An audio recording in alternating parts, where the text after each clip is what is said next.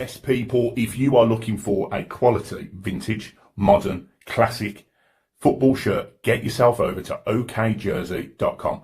Selling shirts for around £15 and shipping to Europe with orders over £50. Make sure you treat yourself. Use the discount code BBN for 8% discount. Get yourself a new modern, vintage Everton shirt. Treat yourself to something weird and wonderful.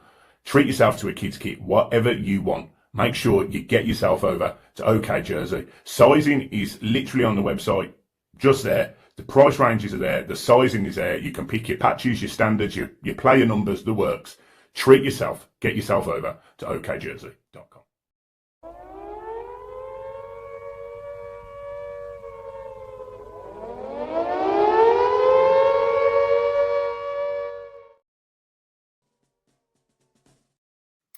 Yes, people, it's Negative Nelly and it's Michael back again. This is your match preview. Mate, wait. I could be the angry. What was the other one that they called us? A Negative Nelly, angry pissheads. Oh yeah, I'm not from Liverpool. Drunk I got called. Yeah. I'm not. What accents he got? I mean, yeah. I don't normally read the comments, but listen, I read them. Before we do start, anyway, I just want to say a big shout out to our channel sponsors: Flyers Indoor Golf, AV8. Get yourself over and have a look at a watch for Christmas, and OK Jersey. Don't forget the discount code is BBN8 if you're going to buy yourself a new retro or any other football shirt. It is on their website. Yes. So going back to the comments the other night from the watch along, we had a couple negative ones. Now, someone in the comments has put all I done all watch along was basically slag Moyes off, slag his tactics off, slag his substitutions off for the whole watch along. Now, I'm not being funny. The person who's put that must have only watched the little bits where I was saying Moyes make a change, which, by the way, Michael was also saying the same time as me. So don't have a pop at me. Someone called me an angry drunk. I haven't been angry for a long, long time because the football club's doing well, in my opinion. And I haven't been angry on here when I've had a drink for a long, long time. So again, if you've got nothing nice to say to me and Michael, just don't bother watching, because I'm not being funny. The subscribers are absolutely flying. 18.2 thousand we've hit now. We're not going to miss 1, 2, 3 of you. So if you don't like it, jog on. Here we go. Right, Michael, Everton take on a Newcastle team on Saturday who, at the Hill Dickinson Stadium, who haven't got a great away record. You know, they were winning the other night in Europe, ended up getting beat. I think they've won one away game this season. I think it was Man City away. But I'm going into this game full of confidence and positivity. How are you feeling? Positive and bubbly and still not from Liverpool, John. So, yeah, I am good. You know, look, I absolutely stand by the odd moment where me and you were watching that game and sitting there going, make a sub, make a sub, make a sub. We're the only ones. All in the comments. So I'm personally not bothered by some people that want to be disrespectful and nasty. And if I'd have seen the comments, because I hadn't seen them until John alluded to them, but if I'd have seen them, I'd have blocked the person. And then on top of that, our Facebook page is absolutely flying. So we've had 333,000 views on our Facebook page in the last 30 days. And some of the comments on there are outrageous, to the point where I went on a blocking spree, which took me about 3 hours earlier. So if people are going to watch these videos and just be disrespectful, you will not be able to comment. And you know, I'm fairly sure you won't say it to our faces, so there's just no point to write it in a message. It's just pointless. So, yeah, look, John, going on to the preview. These are the games I hate. I know we're talking about negativity here, but these are the games I hate, because it's when they've got you in the air, and they've got you feeling good, buzzing, pumped, and they have occasionally managed to let us down. So I'm hoping on this occasion that we ride that wave in a positive way, and we we smash a poorly performing away from home Newcastle team, and we show our dominance. We show what we did in the first 15 minutes with 11 men against Man United, and then we keep going with that. We keep that momentum. We keep that aggression, that positivity. We play through the channels, the line. So for me, this is actually a huge game of football, because what it does mean is we can almost solidify the way that we play going forward. We found a solution with Barrett. I'm not going to say he's scoring goals and all that yet. He's not. But he's adding more because he's linking play. He's getting involved. He's coming short. He's winning headers, which, you know, no disrespect to Beto, but he does a better job than Beto does in that sense. He's probably, if I'm being completely truthful, he's probably actually better at than Calvin Lewin was at it. Because the one thing I used to say about Lewin is he wouldn't score goals, but he could hold up the ball. He could take the pressure off the defence. But from what I've seen of Barry, he can do exactly the same job and slightly better, slightly quicker. So I am infused about this game. I'm eager for this game. A 5:30 kickoff on a Saturday is always a decent time, because you can have a bit of a laugh and a joke with your mates before the game. You know the results, so you know what that sort of where Everton will be on the Saturday night if we win the games, etc. That gives me real like buzz to go and beat this Newcastle team, who, you know, the only standout player currently at this moment in time for me is Harvey Barnes. So I think if you can keep him quiet, I think we'll win the game. Listen, Newcastle for me have got some really, really good individual players. You know, we know that. They've probably got more better individual players than what Man United have got. So I thought out the two games, Man United would have been more tougher because it was away. Now, I look how we got the 3 points against Man U with a backs to the wall performance when it had to be, but with 10 men after 15 minutes, you know. And I get, as I said the other night on the match reaction, Michael, I think if Everton kept 11 players on the pitch, I think Everton win the game more comfortable the other night, because we were that on top in the first 15 minutes. So we can take that into the Newcastle game. We were speaking on here a couple of weeks ago about how our season had been up until a couple of games ago. And we started okay, and then we went on that run where we couldn't really buy a win. I think it was 1 win at 8 and 1 win at 9. And then you look at the last three fixtures, you know, Sunderland, we got a draw. We go and beat Man United. We beat Fulham. So we go into a Newcastle game, mate. If we could get 3 points on Saturday, it starts me thinking again about the start we've had. And I know you can only go back so far and so many times, but it becomes a really, really, really good last couple of months or last 6 weeks. And then obviously we've got Notts Forest at home next week. We've got Bournemouth sandwiched in the middle. These are winnable games if Everton can play to their strengths. Yes, the midfield's going to look a bit different. Idrissa Gana Guy looks like I seen something the other day with the ban and the AFCON. Idrissa Gana Guy could miss 9 of Everton's next 10 games. Now, we've spoke on here, Michael, about our midfield's going to look different in the future. I think it's going to look different a lot sooner than what we anticipated. And I know it's only one player, but you've got Merlin Roll, who, by all accounts, is not ready to come back into the team. So we're going to have to bring Tim in. Then what do you do with James Garner? Do you put him at right back now Seamus Coleman's out, or do you play Jake O'Brien? So this is David Moyes is going to have to earn his coin over the next couple of weeks, mate. But we know James Garner can do a job at right back. We know Tim can come into the middle, and he's very capable of doing a job. As you said the other night, when he come on, he looked assured. He put a decent performance in. You know, he fitted into the style of play well, the way Everton had their backs to the wall. So if we can go into this game with the same attitude that we started against Old Trafford, and for me, up to now, the best performance of the season against Fulham at the Hill Dickinson Stadium, we can go into this game against a good Newcastle team. Yes, granted, they're not good away from home, but let's be honest about it. Let's not make no bones about it. Newcastle are a decent side with a decent manager. But if Everton can take the last 3 or 4 games form into this game, I only see one winner, mate. And for me, I think it's going to be the best atmosphere we've sampled at the Hill Dickinson Stadium to date on Saturday.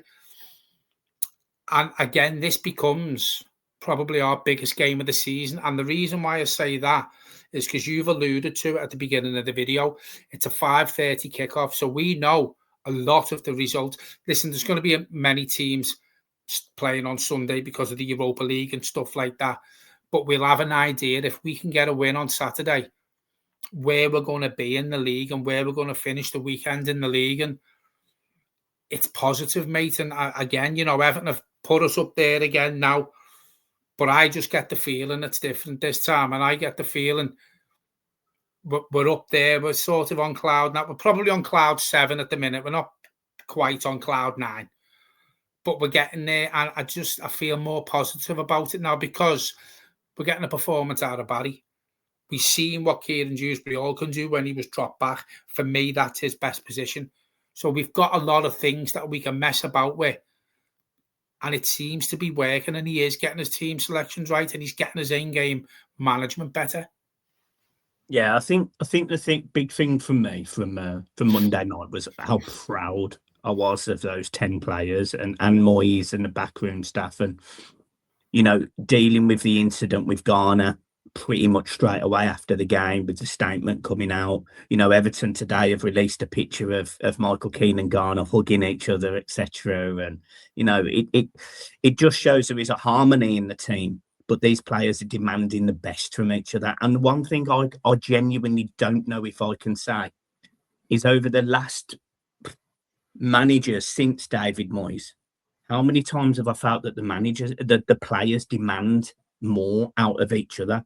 Now, it probably does go back, funny enough, to David Moyes. I can't imagine the Roberto Martinez, the Ronald Koeman, maybe Carlo Ancelotti would have a little bit, but David Moyes gets the ethos of what Everton fans want, in my opinion, and he knows what the players then have to do. And although they got it wrong on Monday, certainly Keane and Garner got it wrong.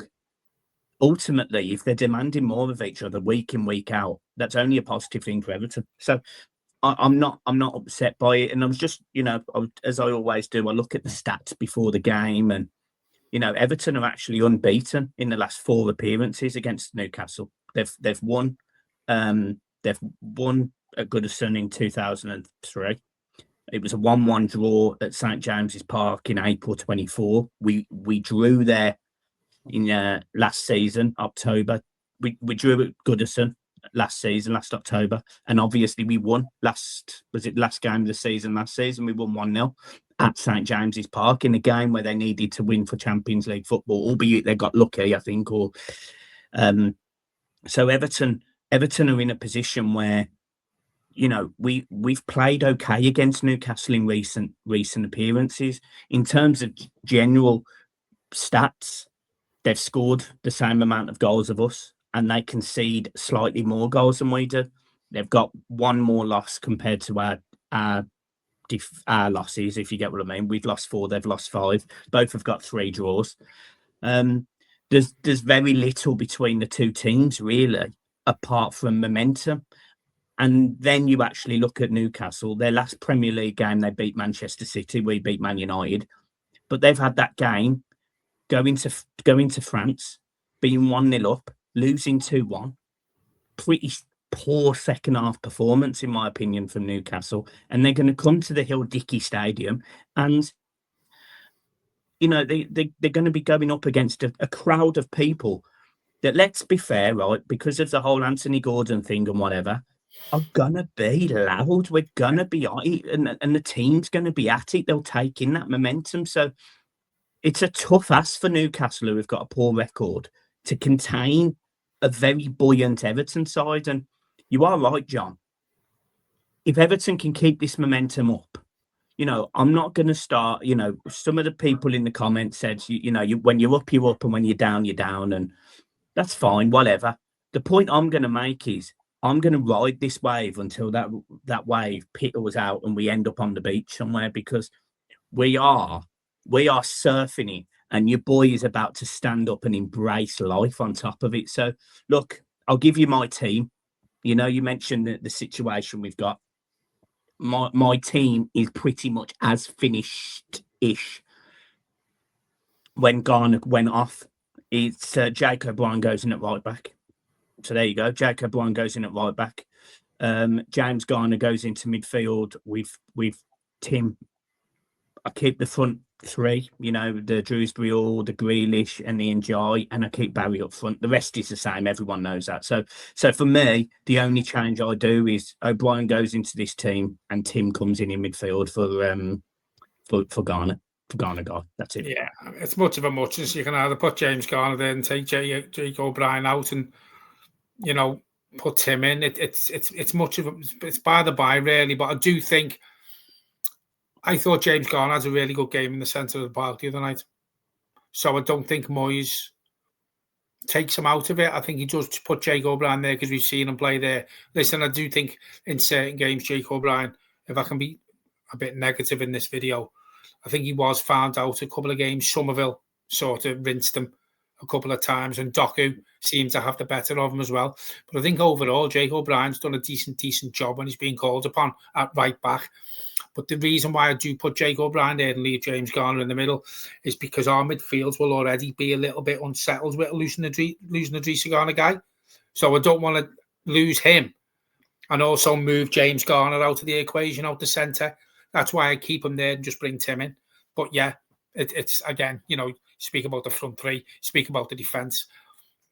I think the team very much, because this crest of wave that we're riding on at the minute, I think the team pretty much picks itself, mate. It's been a long time since we've been able to say that. Yeah, I think, and the other thing I'd mention is, and I'm not 100%, but, you know, Anthony Gordon didn't play against Manchester City. He played the other night, though, against Marseille. He did play the other night. So, you know, who is going to be on that left-hand side? We saw Harvey Barnes play against Man City, and by all accounts, he had a good game, and he played well. So are you going to drop Harvey Barnes to put Anthony Gordon straight back in? Alanga, touch wood, but it hasn't worked. You know, it hasn't worked as a Newcastle signing, £50-odd million. I thought it was a lot in the first place, and I think he's a good player, though. He is a good player, but I just don't think it's worked since he's gone to Newcastle for whatever reason. For me, the Newcastle defence don't look as shored up as they have done in the past, but they have got a good defence. And obviously, Livramento's always a challenge on that right-hand side as well. So, look, I think Everton, they have to be careful because I think Newcastle will be quick. They've got Voltemade, however you pronounce his name, who I think is a very good centre forward. Yeah. But for a score prediction, I'll go Everton 3-1. See, I was thinking 3-1, but then I think 2-1, only because I don't see us scoring 3 goals. I just don't at the minute. I just don't see who will score 3 goals for us. So I go 2-1. I do go 2-1. And you mentioned Walter Maida there, and you've got Gameres. I don't know if it's him or Gameres or what's the other fella's name? Tonali. I think one of them's injured. I'm not sure which one it is. But when you look at this Newcastle team, mate, they are quick. They do it. You're on the break. They have got a half decent, defensive line, but they can be exposed quite easily as well because they do put a lot of their impetus on attack and play. Now, if they do that against Everton, I do think Everton can hurt them with the likes of Grealish and Iliman and Dye and Kieran Dewsbury all.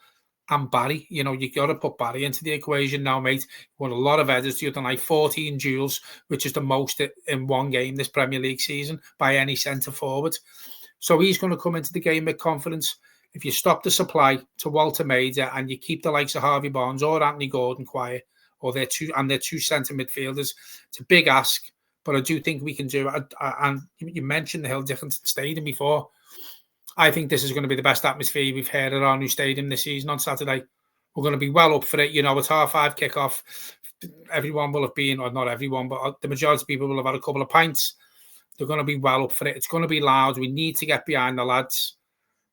And again, I think come the end of the game on Saturday, mate, I can see us having another 3 points. Yeah, Newcastle are winless in their last 9 away games, I believe it is. So yeah, they are struggling away from home. Some of the results recently for Newcastle away, lost 3-1 to Brentford, lost 3-1 to West Ham. So let's go for a hat trick of 3-1s in my mind. But very beatable, aren't they, away from home? Yeah, very beatable indeed. Right, look, we'll leave it there. I've got nothing else to add, John. Nope, that's it. Don't forget, we will be in Flyers on Saturday. Probably Michael's getting there early. He's got a game of golf booked. I probably will be there from about 1 o'clock. Come over, say hello. If you haven't been in there before, come in. It's getting busier and busier every game, before the game and after. But listen, you don't get served in plastic glasses like a lot of the bars closer to the ground, and you do get served quite quick. So come in, say hello. And just come and have a chat with us, all things Everton. Don't forget our main sponsors as well, Flyers, AV8 and OK Jersey. Get yourself over to their websites and get yourself something nice for Christmas. There you go. Top man. See you soon, guys. Up the toffees. Peace.